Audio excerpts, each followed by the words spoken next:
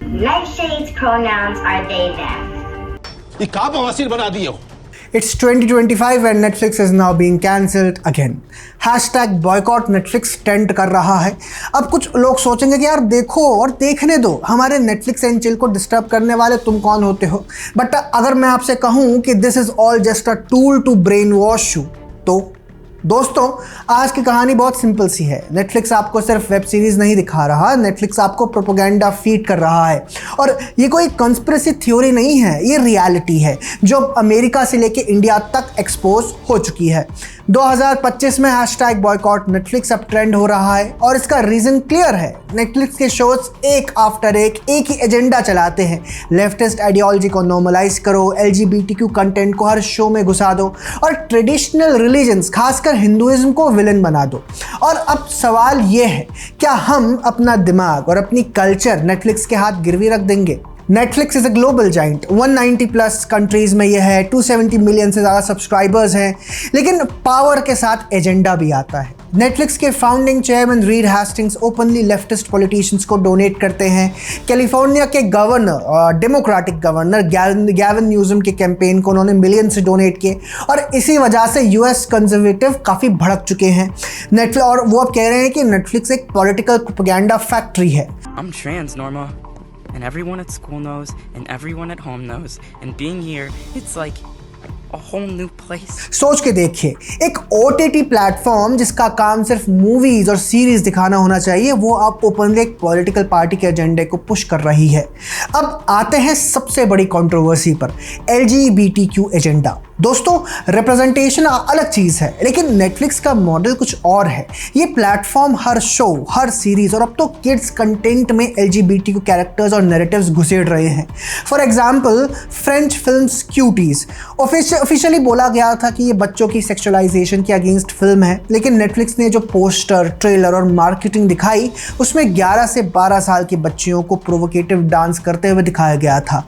ये सिर्फ कंट्रोवर्सी नहीं थी, ये एक डेलिब्रेट अटेम्प्ट था यूथ को करप्ट करने का। अमेरिका में मिलियंस ने सब्सक्रिप्शन कैंसिल किए हैं और #कैंसिल नेटफ्लिक्स ग्लोबल ट्रेंड बन गया है। और अब 2025 में फिर वही हो रहा है। इलॉन मस्क खुद ओपनली कह रहे हैं कि नेटफ्लिक्स चिल्ड्रन को LGBTQ और वोक एजेंडा के नाम पर पॉइजन कर रहा है। मस्क ने अपने प्लेटफॉर्म X पर कहा कैंसिल नेटफ्लिक्स। जिस दिन उन्होंने ये ट्वीट मारा उस दिन #कैंसिल नेटफ्लिक्स ट्रेंड का ग्लोबल टॉप पे चला गया था। ये एक प्रूफ है कि even in the west Netflix का प्रोपेगेंडा अब लोगों को धीरे धीरे करके समझ आ रहा है। और नेटफ्लिक्स का सर्टल इंसर्शन मॉडल काफ़ी क्लियर है। हर टीन शो में एक LGBTQ कपल, हर फैमिली ड्रामा में एक ब्रोकन ट्रेडिशनल सेटअप, हर यूथ ओरिएंटेड शो में जेंडर आइडेंटिटी क्राइसिस को ग्लैमराइज करना। ये नैरेटिव फोर्सफुली फीड किया जा रहा है ताकि अगले 10 सालों में एक पूरी जनरेशन ट्रेडिशनल फैमिली और कल्चरल रूट से कट हो जाए। नेटफ्लिक्स के प्रोपेगेंडा के दूसरा फेस है डबल स्टैंडर्ड्स। देखिए, क्रिश्चियनिटी और हिंदुइज्म पर शोज बनाएंगे जिसमें प्रीस्ट को क्रिमिनल दिखाया जाता है, पंडितों को विलेन दिखाया जाता है और हिंदू कस्टम्स को रिग्रेसिव और वायलेंट पोर्ट्रे किया जाता है। लेकिन जब बात इस्लाम की आती है तो वही नेटफ्लिक्स एकदम रिस्पेक्टफुल बन जाता है। जो मदरसों में छोटे छोटे बच्चों को रेडिकलाइज करके टेररिस्ट ग्रुप में रिक्रूट किया जा रहा है, क्या नेटफ्लिक्स ये भी गुस्ताखी करेगा कि इस पर छोटी सी एक डॉक्यू सीरीज बनाकर दिखाए जैसे बाकी कल्चर्स पर बनाई जाती है? पर वो ऐसे नहीं करेंगे, क्योंकि ये जो ग्लोबल सर तन से जुदा वाला खौफ है वो इन्हें भी है। अब इंडिया की बात कर लेते हैं। नेटफ्लिक्स इंडिया ने तो एक अलग ही लेवल अचीव कर लिया है। हर दूसरा शो हिंदुइज्म को टारगेट करता है। एग्जाम्पल्स, लीला आई थी 2019 में, एक वेब सीरीज़ थी।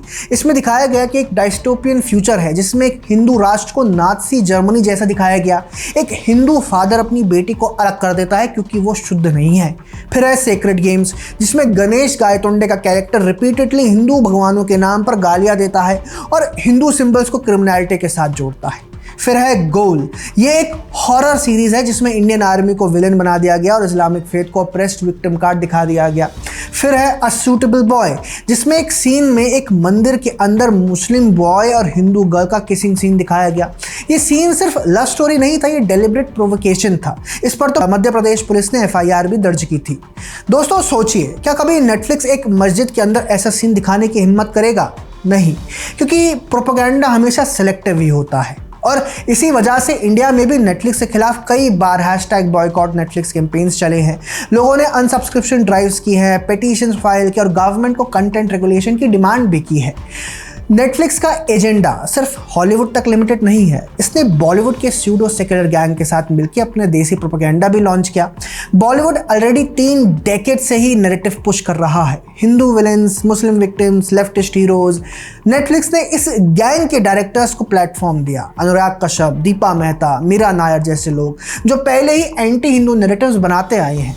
यानी नेटफ्लिक्स एक ग्लोबल प्रोपेगेंडा नेक्सस का हिस्सा है, जहां हॉलीवुड के लिबरल्स और बॉलीवुड के स्यूडो सेक्युलर्स एक साथ आके एक ही मिशन चला रहे हैं, हिंदू आइडेंटिटी को वीक करो और एक कंफ्यूज्ड वेस्टर्नाइज्ड यूथ क्रिएट करो। दोस्तों, अब एक सवाल है, अगर अमेरिका में लोग समझ गए कि नेटफ्लिक्स एक प्रोपेगेंडा मशीनरी है, एक प्रोपेगेंडा टूल है, तो क्या हम भारत में अंधे बनकर इसे इग्नोर करते रहेंगे? इलॉन मस्क जैसे लोग ओपनली नेटफ्लिक्स को कैंसिल करने की बात करते हैं।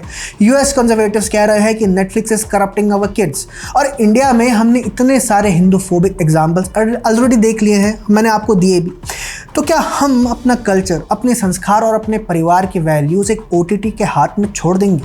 ये बात अब क्लियर है कि नेटफ्लिक्स सिर्फ एंटरटेनमेंट नहीं है, ये एक आइडियोलॉजिकल सबवर्जन टूल है। हर नए एपिसोड के साथ आपको थोड़ा थोड़ा नॉर्मलाइजेशन, थोड़ा थोड़ा आइडेंटिटी कंफ्यूजन और थोड़ा थोड़ा कल्चरल गिल्ट दिया जाता है। नेटफ्लिक्स का एजेंडा 3 चीज़ों पर फोकस है: लिबरल लेफ्ट आइडियोलॉजी को कूल बनाना, एलजीबीटी और वोक कल्चर को हर घर में घुसेड़ देना एंड हिंदू सिविलाइजेशन को रिग्रेसिव और वायलेंट पोर्ट्रे करना। और अगर आप सोच रहे हैं कि ये बस कोइंसिडेंस है, तो आप ऑलरेडी प्रोपेगेंडा के ट्रैप में फंस चुके हो। तो दोस्तों, अगली बार जब आप नेटफ्लिक्स ओपन करो और नेक्स्ट एपिसोड दबाओ, तो याद रखना, आप सिर्फ टाइम पास नहीं कर रहे, आप अपना दिमाग उनके प्रोपेगेंडा के लिए सरेंडर कर रहे हो।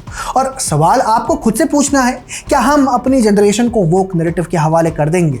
क्या हम हिंदू सिविलाइजेशन को एक और नैरेटिव वॉर में हारने देंगे? क्या हम एक ओटीटी के हाथ अपने कल्चर गिरवी रख देंगे? मेरा जवाब क्लियर है, नहीं। इसीलिए मैं मानता हूं कि हैशटैग बॉयकॉट नेटफ्लिक्स सिर्फ एक कैंपेन नहीं है, एक सिविलाइजेशनल रेजिस्टेंस है। कमेंट्स में लिखिए, what do you think about this hashtag boycott Netflix.